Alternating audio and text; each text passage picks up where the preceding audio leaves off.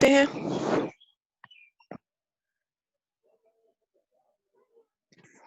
Functional group से page 125। तो functional group is an atom or a group of atom or a double or triple bond whose presence imparts some properties to organic compound।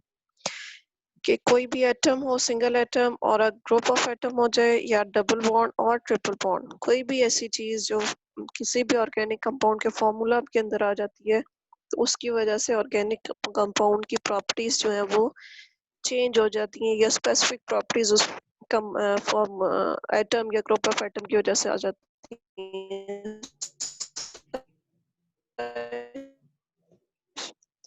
All such atoms or group of atoms, they are called as functional।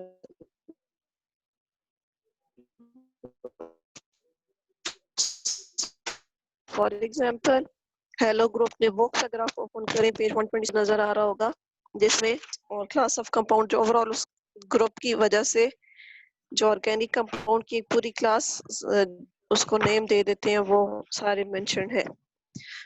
Page 126। तो first is single bonded non alkane, इसको देंगे, इसमें कोई functional group नहीं है। Single bond जितना है सिर्फ सिंगल बॉन्ड होगा, कोई फंक्शनल ग्रुप नहीं है। डबल बॉन्ड आ गया तो ये डबल बॉन्ड फंक्शनल ग्रुप हो गया। ट्रिपल बॉन्ड आ गया तो ये भी फंक्शनल ग्रुप हो गया, अल्काइन हो गया। इसके बाद है हेलो ग्रुप। एक्स जहां पे भी नजर आए उसका मतलब है हेलोजन ग्रुप। ये है कोई भी हेलोजन हो सकता है, फ्लोरीन, क्लोरीन, ब्रोमीन, आयोडीन, इन चारों में से कोई भी हेलोजन इसकी जगह हो सकता है। तो x represents the hello group. इसको इस पूरी क्लास ऑफ कंपाउंड जिसमें ऑर्गेनिक कंपाउंड के साथ कोई भी हेलोजन अटैच होता है तो उसको बोल देते हैं अल्काइल हैलाइड्स। इसी तरह ऑर्गेनिक कंपाउंड्स के साथ अगर OH ग्रुप आ जाता है तो इसको बोलते हैं हाइड्रोक्सियल ग्रुप। इस सारी क्लास ऑफ कंपाउंड को अल्कोहल बोल देंगे। साथ साथ एग्जांपल्स भी देखते जाए।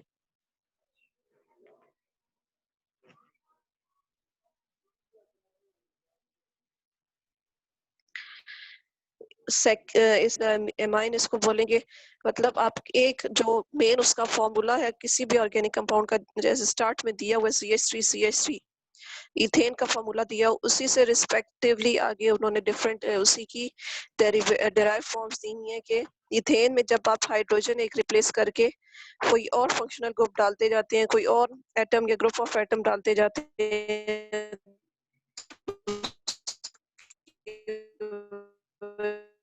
जैसे आपका फंक्शनल ग्रुप भी चेंज हो जाता है, क्लास ऑफ कंपाउंड चेंज हो जाती है जाता है, तो अमाइन ग्रुप हो जाएगा। कार्बन और दरमियान में ऑक्सीजन आ गया और फिर साइड पे कार्बन, तो ईथर लिंकेज बन जाएगी। कार्बन डबल बॉन्ड ऑक्सीजन, एक साइड पे हाइड्रोजन आ जाता है तो ये फॉर्माइल ग्रुप या एल्डिहाइड ग्रुप हो जाएगा। और कार्बन की अगर दोनों साइड पे आर आ जाती है, मतलब कार्बन की चेन आ जाती है विद डबल बॉन्ड ऑक्सीजन, तो ये कार्बोनाइल ग्रुप इसको बोलेंगे या कीटोन। कार्बन के इसके साथ डबल बॉन्ड ऑक्सीजन और OH आ जाता है, कार्बोक्सिलिक ग्रुप हो जाएगा। Carbon double bond oxygen X हो जाएगा तो एसिड हैलाइड हो जाएगा। इसी तरह NH2 आ जाता है X की जगह तो एमाइड बन जाएगा। कार्बन डबल बॉन्ड ऑक्सीजन के साथ OR लिंक आ जाता है तो ये एस्टर बन जाएगा। SHF तो पारकेप्टो या थायो अल्कोहल हो जाएगा। ट्रिपल बॉन्ड N है तो अल्काइल साइनाइड बन जाएगा और NO2 है तो नाइट्रो ग्रुप हो जाएगा। तो ये जितने भी हैं सारे के सारे जो मेन आपका कोई भी ऑर्गेनिक कंपाउंड है उसमें हाइड्रोजन की रिप्लेसमेंट के साथ एक या एक से ज्यादा हाइड्रोजन को रिप्लेस करके जो है वो कोई ना कोई फंक्शनल ग्रुप आता जाएगा, तो टोटली आपकी क्लास ऑफ कंपाउंड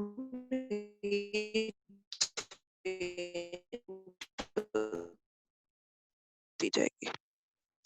तो ये नेक्स्ट आपके बुक पे जो टॉपिक है दैट इज अबाउट हाइब्रिडाइजेशन। तो हाइब्रिडाइजेशन फर्स्ट ईयर में हम कर चुके हैं, इसलिए मैं इसको रिपीट नहीं कर रही। ठीक है,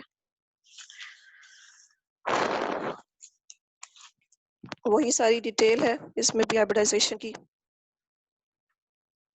इसकी आई थिंक मैंने आपको प्रेजेंटेशन भी सेंड की हुई है। ओके, नेक्स्ट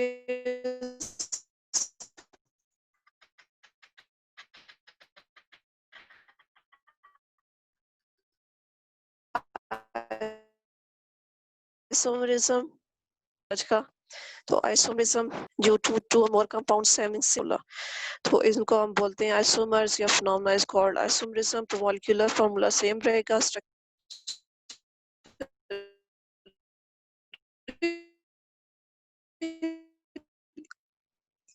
फार्मूला जो है वो चेंज हो जाता है।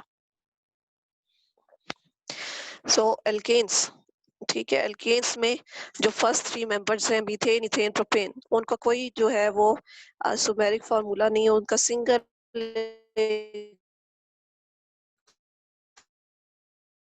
फार्मूला है, वही मॉलिक्यूलर फार्मूला है, वही स्ट्रक्चर फार्मूला है। मीथेन में सिंगल कार्बन,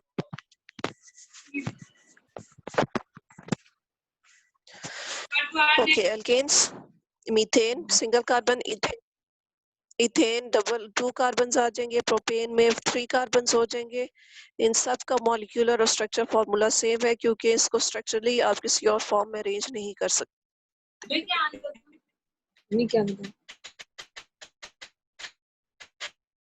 लेकिन एल्केन्स में आगे ब्यूटेन, टेन से जो है वो आपका फॉर्मूला जो है वो चेंज हो जाएगा, ठीक है। ब्यूटेन में जो है वो आइसोमेरिज्म स्टार्ट हो जाएगी, इसको आप स्ट्रक्चरली डिफरेंट फॉर्मूला में अरेंज कर सकते हैं। As the number of carbons increase, number of possible isomers also increase. जितने आप number of carbons बढ़ाते जाएंगे उतने isomers बढ़ते जाएंगे। जैसे ब्यूटेन है, इसके 2 isomers बन सकते हैं, लेकिन अगर कार्बन एटम्स 30 पहुंच जाते हैं किसी ऑर्गेनिक कंपाउंड के, तो उसके 4 बिलियन आइसोमर्स बन सकते हैं, ठीक है। तो इसका मतलब है कि जितने नंबर ऑफ कार्बन एटम्स बढ़ाते जा रहे हैं उतने नंबर ऑफ आइसोमर्स या स्ट्रक्चर्स जो है वो चेंज होना पॉसिबल है।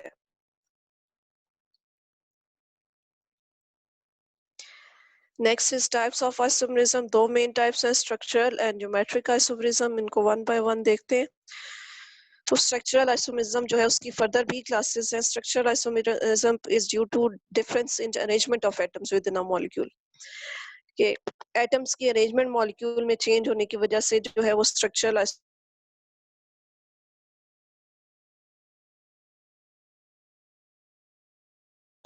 आ जाती है। या ये अरेंजमेंट कैसे चेंज होती है, या आगे जब टाइप्स देखेंगे तो उसमें आपको पता चलेगा। फॉर एग्जांपल, अब आवाज सही आ रही है आप लोगों को? यस मैम, अभी सही आ रही है। ओके, तो टाइप्स ऑफ स्ट्रक्चरल आइसोमेरिज्म में है chain isomerism, position, functional group, metamerism and tautomerism. तो ये 5 टाइप्स हैं, इनको वन बाय वन डिटेल देखते हैं क्या कुछ है ये सारा कुछ। तो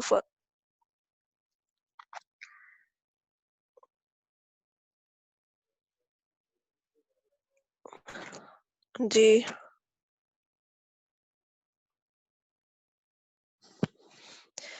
okay, chain isomerism. Chain isomerism क्या है? The same molecular formula represents 2 or more compounds. Molecular formula आपका सेम रहता है, अगेन क्योंकि आपकी आइसोमेरिज्म का बेसिक कंडीशन ये है कि मॉलिक्यूलर फॉर्मूला सेम रहेगा। It differs in the nature of carbon chain.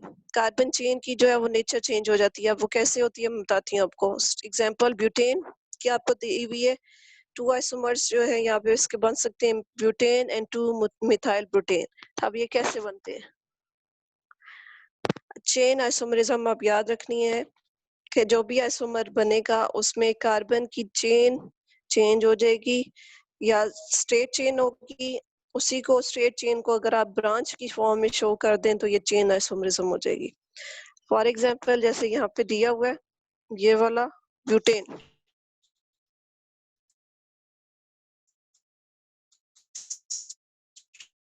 Straight chain है, तो स्ट्रेट चेन वालों के साथ आप जो है वो यूज करते हैं, स्ट्रेट चेन वालों के साथ आप यूज करते हैं लेटर एन, ठीक है। इनको इसको आप एन ब्यूटेन भी कह सकते हैं, जो स्ट्रेट चेन में 4 कार्बन एंड साथ में हाइड्रोजन अटैच है, तो एन ब्यूटेन भी इसको आप कह सकते हैं। इसी तरह दूसरा जो साथ अटैच आपको उसको इसका आइसोमर नजर आ रहा होगा, उसमें क्या है, उसमें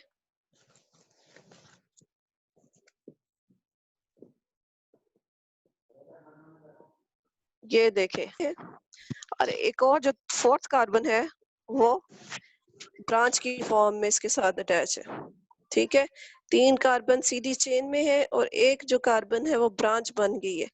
तो इसकी वजह से इस तरह की जब अरेंजमेंट आ जाती है कि स्ट्रेट चेन से ब्रांच चेन में चेंज हो जाए, तो इसको बोलते हैं हम चेन आइसोमरिज्म। ठीक है, अब इसमें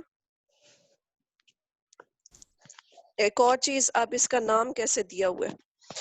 अब मेन जो आपकी स्ट्रेट चेन थी, ठीक है, उसमें 3 कार्बन हैं।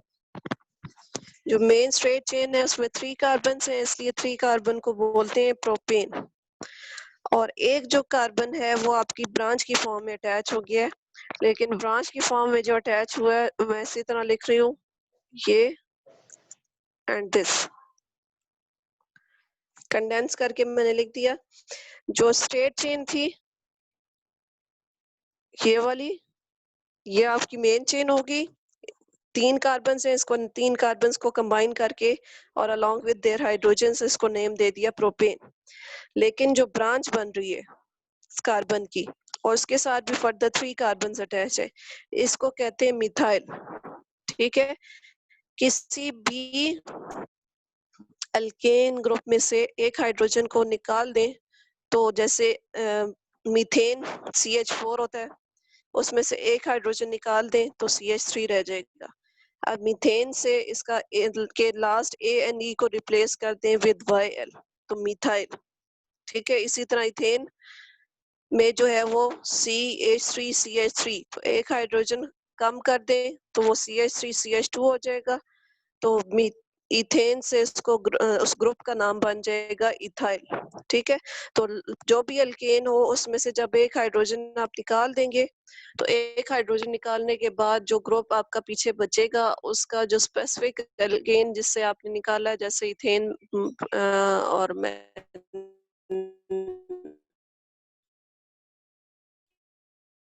एग्जाम्पल दी आपको मीथेन, तो ANE उसका नेम से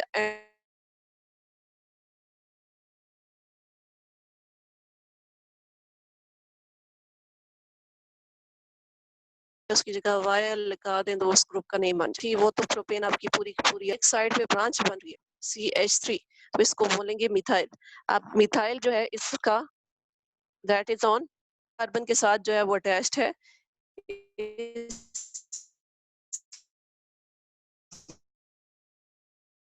ये सेकंड कार्बन के साथ जब अटैच्ड है तो इसलिए इसको नेम दे दिया है 2 मतलब सेकंड कार्बन पे है कौन सा ग्रुप, मिथाइल, और पूरी चेन का क्या नाम हो गया, propane. So this becomes the chain isomer of butane. Clear? जी क्लियर है सबको? जी आयशा?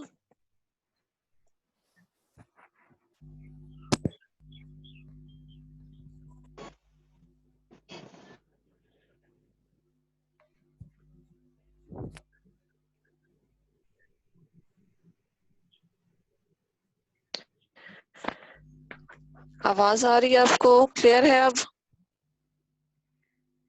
यस मैम, लेकिन यस बीच बीच में कट रही है फिर। आयशा इशफाक?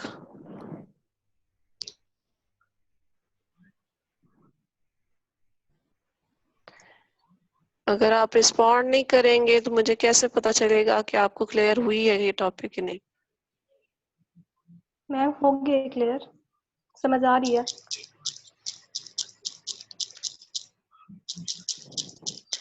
Okay.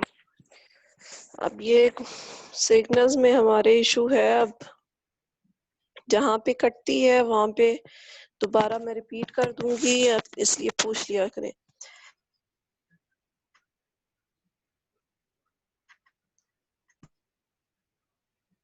तो फर्स्ट होगी चेन आइसोमरिज्म। आज स्ट्रेंथ भी कम है, 20+ में होती है डेली में, आज कम कर।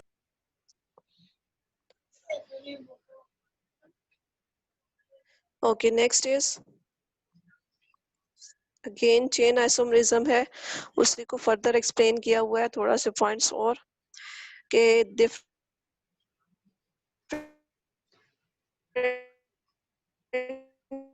अरेंजमेंट ऑफ कार्बन स्केलेटन, मतलब कार्बन चेन की अरेंजमेंट चेंज हो जाती है, सिमिलर केमिकल प्रॉपर्टीज रहती हैं, केमिकल प्रॉपर्टीज चेंज नहीं होती क्योंकि सिर्फ नहीं आया फॉर्मूला में, स्लाइटली डिफरेंट फिजिकल प्रॉपर्टीज, मोर ब्रांचिंग, लोअर बॉइलिंग पॉइंट। इसका मतलब है जितने ब्रांच बनते जाएंगे, स्ट्रेट चेन से जितने ब्रांच बनते जाएंगे उतना उसका बॉइलिंग पॉइंट कम होता जाएगा क्योंकि उसकी फोर्सेस वीक होती जाती हैं। सो स्ट्रेट चेन था ब्यूटेन, उसको जब आपने एक ब्रांच बना दिया तो ये बन गया इसका आइसोमर।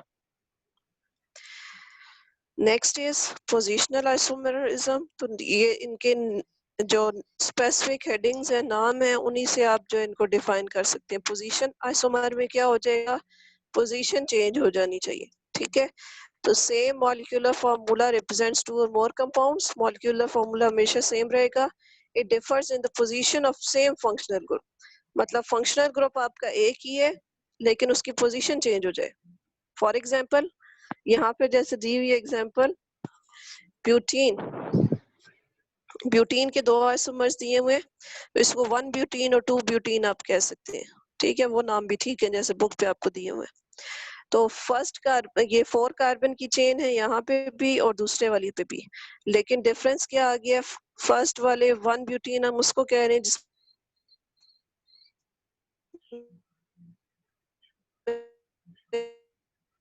फर्स्ट कार्बन के बाद डबल बॉन्ड है और 2 कार्बन के बाद डबल बॉन्ड आ रहा है, ठीक है। तो ये एक ही मेन जो आपका फॉर्मूला था ब्यूटेन, जो ब्यूटीन का था, लेकिन position of functional group, double bond जो फंक्शनल ग्रुप यहाँ पे एक्ट कर रहा है, तो उसका एक जगह पे फर्स्ट कार्बन के बाद है, दूसरी जगह पे सेकंड कार्बन के बाद है। तो इस वजह से ये दो डिफरेंट आइसोमर्स बन के 1 ब्यूटीन एंड 2 ब्यूटीन। तो such type of isomerism is which the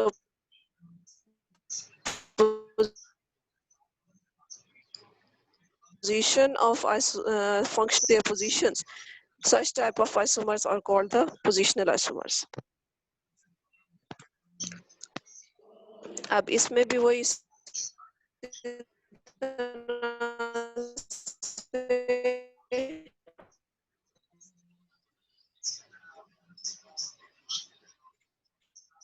pentene की एग्जांपल ली हुई है कि फर्स्ट एंड सेकंड का 1 पेंटीन हो गया और सेकंड और थर्ड वाले में भी केमिकल प्रॉपर्टीज सेम रहती है। Okay, next is third type functional group. Functional group में क्या होता है कि फंक्शनल ग्रुप ही चेंज हो जाए, ठीक है, जो मेन जिसकी वजह से प्रॉपर्टीज डिपेंड करती हैं किसी ऑर्गेनिक कंपाउंड की, तो वो फंक्शनल ग्रुप ही चेंज हो जाए।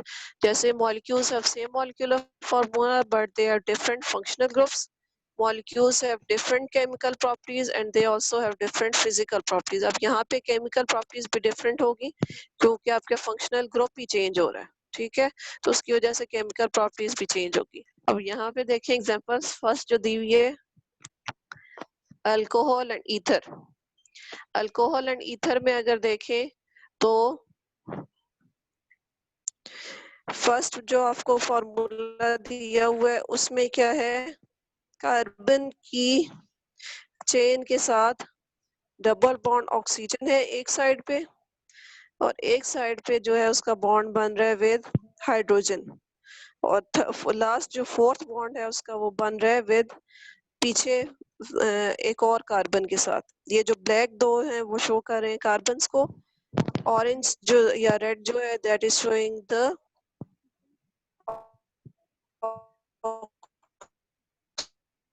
ऑक्सीजन एटम, ठीक है, और व्हाइट वाले हाइड्रोजन को शो करें। First one carbon, carbon, oxygen और आगे अटैच है उसके हाइड्रोजन, ठीक है। और दूसरी इसी के सामने जो एग्जांपल दी हुई है उस वाले में क्या है, कार्बन, ऑक्सीजन, कार्बन, ठीक है। तो देखिए अब ऊपर वाले में जो फंक्शनल ग्रुप है वो OH अभी हमने देखा है, OH जिसके साथ आता है उसको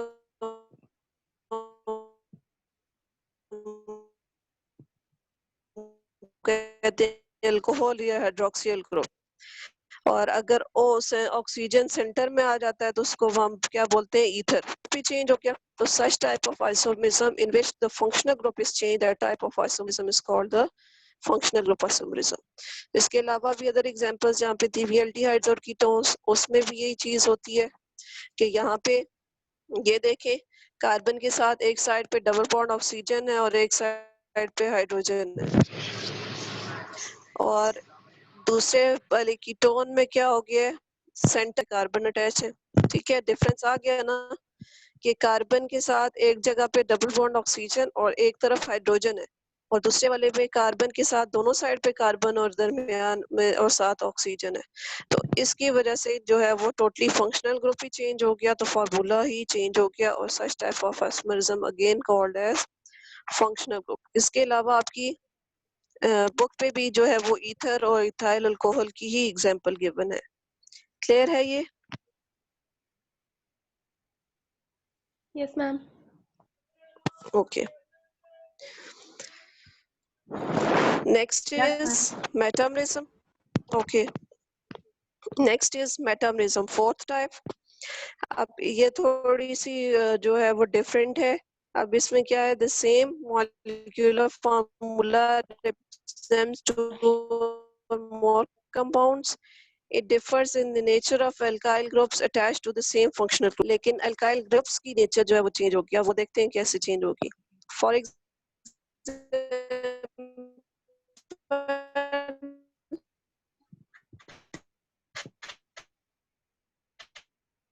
डाइथाइल ईथर एंड, इस दोनों में देखते हैं क्या मतलब है नेचर ऑफ अल्काइल। फर्स्ट वाले जो फॉर्मूला है उसमें आपको नजर आ रहा होगा, जो मेन फंक्शनल ग्रुप है ईथर का, ऑक्सीजन, वो सेंटर में है और साइड पे उसके दोनों साइड्स पे दो दो कार्बन अटैच है। ठीक है, जब इस तरह की कंडीशन आ जाए कि जो मेन फंक्शनल ग्रुप है उसके दोनों साइड पे एक जैसे ग्रुप्स आ जाएं, तो उसके लिए हम टर्म यूज कर लेते हैं डाई का, टू। ठीक है, ऑक्सीजन के दोनों साइड पे इथाइल ग्रुप अटैच है। इथाइल कैसे है ये, इसको स्ट्रक्चर को कंडेंस करके मैं लिख रही हूँ CH3 CH2। ठीक है, जो मैंने पहले बताया था आपको, ये इथेन में से एक हाइड्रोजन निकाल देंगे तो इथाइल बन जाएगा। इधर हो गया, इसी तरह फिर आ गया ऑक्सीजन,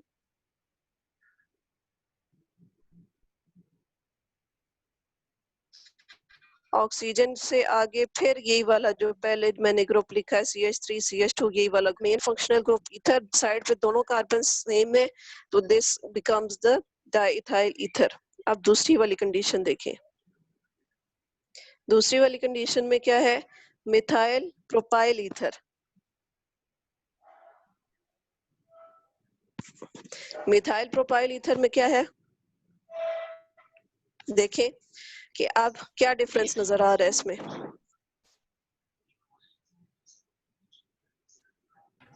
मैम इस पे 3 कार्बन एक साइड पे चले गए और एक कार्बन एक साइड पे चला गया, जबकि पिछले में 2 एक साइड पे थे और 2 एक साइड में थे, ऑक्सीजन मिड में था। बिल्कुल बिल्कुल यही डिफरेंस है, 3 कार्बन एक साइड पे चले गए और एक कार्बन जो है वो एक साइड पे हो गया। हाँ बिल्कुल, पिछले वाले में भी थे। यहाँ पे क्या हो गया, जो मेन फंक्शनल ग्रुप ऑक्सीजन है आपका ईथर, उसके एक साइड पे एक वजह से जो है वो आइसोमर आपका चेंज हो गया। ठीक है, और नाम भी इसका, क्योंकि जो आइसोमर आ गया तो नाम भी इसका चेंज हो जाएगा, मिथाइल। मिथाइल किस रेफरेंस से, कि जो मेन फंक्शनल ग्रुप है ऑक्सीजन, उसके एक साइड पे CH3 ग्रुप अटैच्ड है, तो मिथाइल हो गया। और मेन फंक्शनल ग्रुप ईथर है, उसके दूसरे साइड पे क्या अटैच है, 3 कार्बन वाली, प्रोपेन बोलते हैं लेकिन यहाँ पे आप प्रोपाइल कहेंगे, मिथाइल प्रोपाइल ईथर ये नाम हो जाएगा।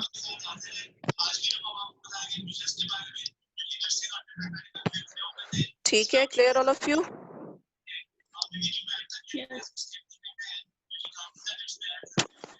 Yes ma'am. Okay, next is last type, tautomerism. अब इसमें क्या है, it arises due to shifting of proton from one atom to another in same molecule.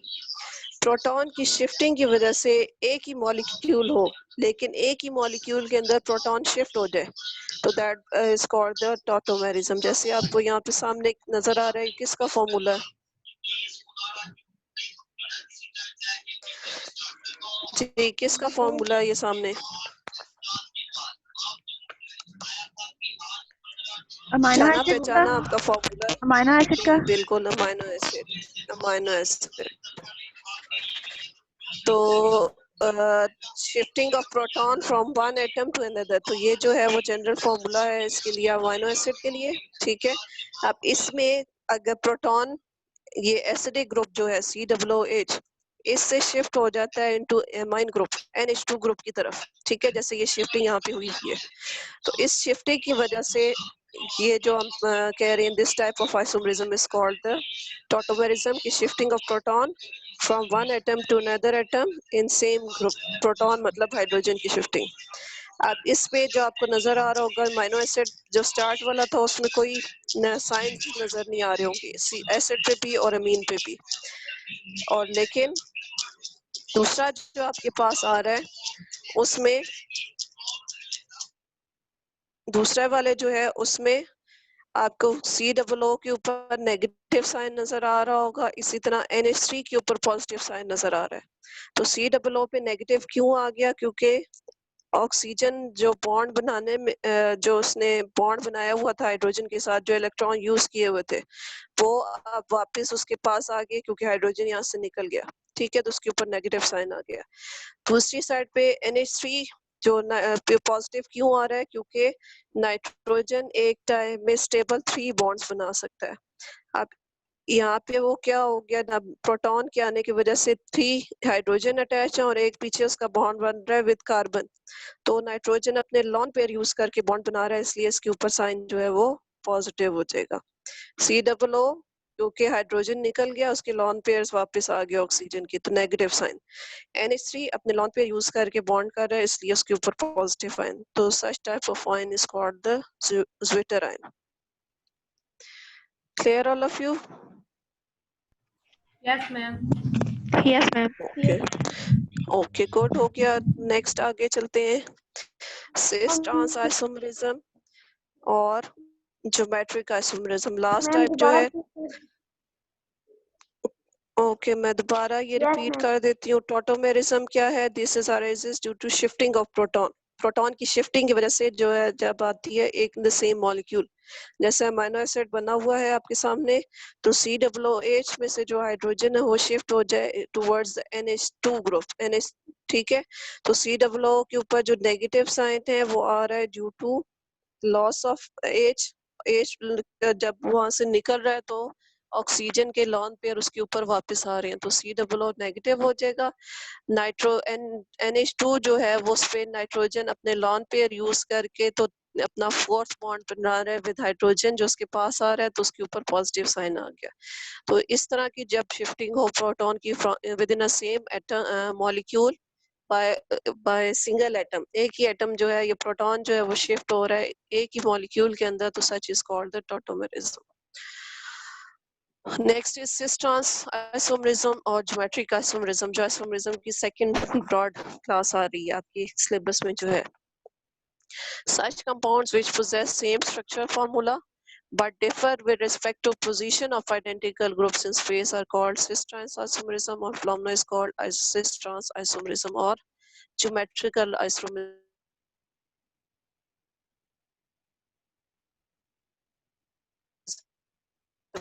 कह सकते हैं आप। सच क्या मतलब हो गया? अगेन इनकी पोजेस सेम स्ट्रक्चर फॉर्मूला, यहाँ पे स्ट्रक्चर फॉर्मूला सेम जो है identical groups in space,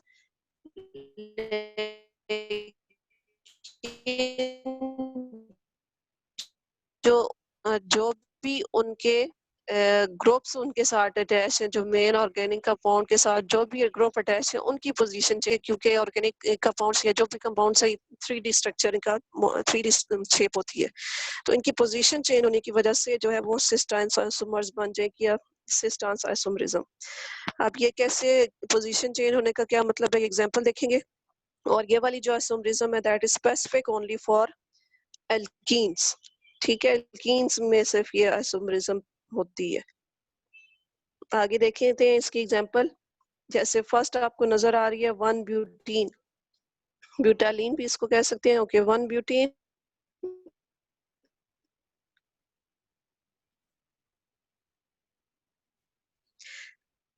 carbon, ठीक है, नजर आ रहा है डबल बॉन्ड।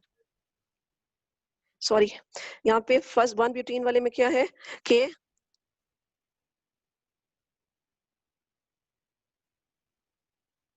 जी आप देखें 1 ब्यूटीन वाले में क्या है कि फर्स्ट कार्बन के बाद यहाँ पे डबल बॉन्ड है और आगे फिर जो है वो 3 कार्बन अटैच्ड है, तो वो क्योंकि फर्स्ट कार्बन के बाद डबल बॉन्ड है तो ये 1 ब्यूटीन। ठीक है, इसी तरह जब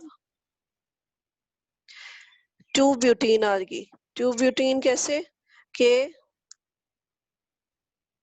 सेकंड कार्बन के दरमियान जब डबल बॉन्ड आ रही है, ठीक है, सेकंड कार्बन के बाद जब डबल बॉन्ड आ रहा है तो दोनों साइड पे CH3 और CH3 ग्रुप आ गया, सेंटर में जो है वो डबल बॉन्ड आ रहा है, तो इस तरह से वो दूसरा आइसोमर बन गया।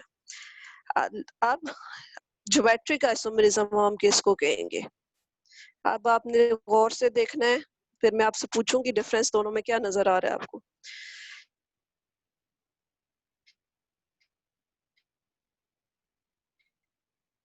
ये वाला फॉर्मूला, ये जो सेकंड वाला है इसको, और दूसरे जो में डिफरेंस बताएं।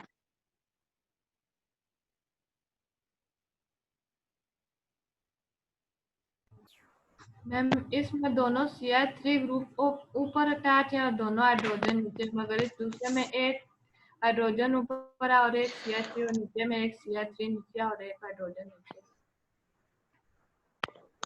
बिल्कुल, तो यही डिफरेंस है कि स्ट्रक्चर उस तरह से सेम है लेकिन पोजीशन चेंज होगी। कि स्ट्रक्चर कैसे सेम है कि सेकंड कार्बन के साथ बाद ही फंक्शनल ग्रुप है आपका डबल बॉन्ड। स्ट्रक्चर चेंज किसकी बेसिकली वजह से होता है? Due to functional group. ठीक है, तो यहाँ पे जो फंक्शनल ग्रुप है डबल बॉन्ड, उसमें दोनों साइड पे कार्बन CH3 ग्रुप्स हैं, लेकिन डिफरेंस क्या आ गया? ऊपर वाले में मिथाइल ग्रुप दोनों ऊपर है और नीचे वाले मिथाइल ग्रुप जो है वो डिफरेंट पोजीशन पे हो गए। तो such type of isomerism is called the cis trans isomerism, or it is also called as geometric isomerism. Clear all of you?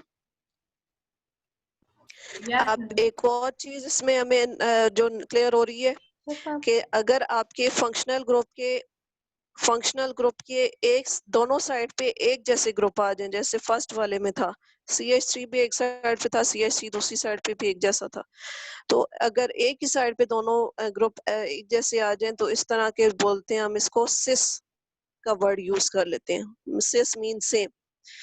और अगर ऑपोजिट डायरेक्शन में हो जाए तो उसके लिए वर्ड्स जो हम यूज करते हैं that is called trans.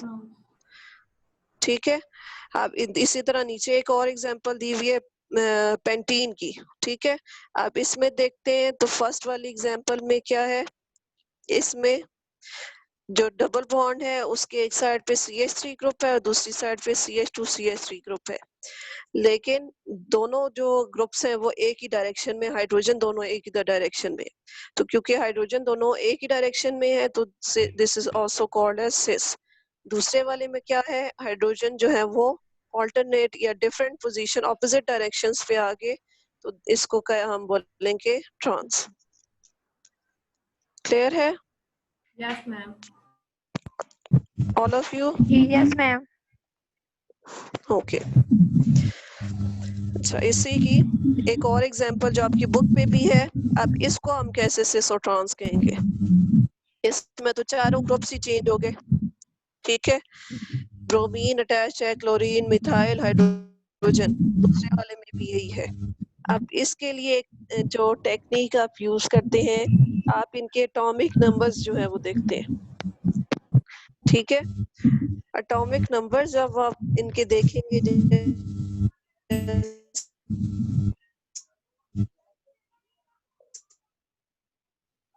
Bromine का एटॉमिक नंबर है 35, क्लोरीन का एटॉमिक ये C का जो यहाँ पे आ जाएगा CH3 में जो मेन फर्स्ट ग्रुप अटैच्ड है कार्बन उसका 6, ठीक है। दोबारा मैं रिपीट करती हूँ, क्लोरीन जो है 17